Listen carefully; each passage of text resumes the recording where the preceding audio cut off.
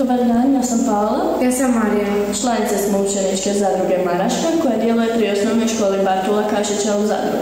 Danas ćemo vam predstaviti kako od ovog kartonskog poklopca možemo napraviti košaru iz različitog izgleda i namjene. Košare imaju široku primjenu i koriste se za različite svrhe, kao što su skladištenje, ukrasni predmeti, pokloni, dekoracija ili kao umjetnički izrazi. Izrada košara u našem slučaju uključuje ručno pletenje špage između bambusovih štapića kako bi se izradila kompaktna cjelina u obliku kruga. Pa krenimo. Potreban materijal za izradu naše košare je kartonska ili plastična kutija ili poklopac, pambučna špaga kojom se lako koristi, škare, bambusovi štapići i silikonski pištolj. Sada ćemo lijepiti u krug bambusove štapiće pomoću vrućeg silikonskog pištolja.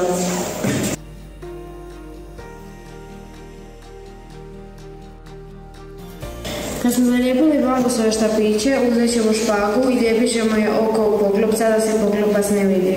To je otprilike 2 do 3 cm visine.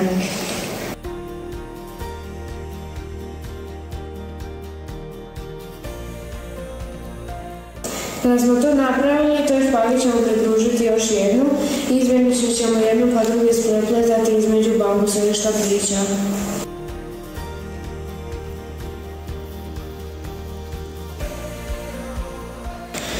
Pomagati ću Pauli da joj se špaga ne zaplete. Napravili smo pola košare i sad nastavljamo dalje.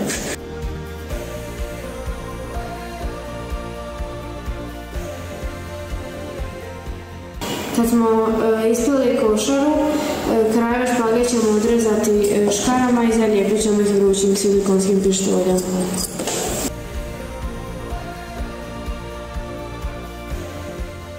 Na kraju imamo naš finalni proizvod, košaru, sa deklaracijom koja je unikatna zbog svoje prirodnosti, ručnog rada i autentičnosti.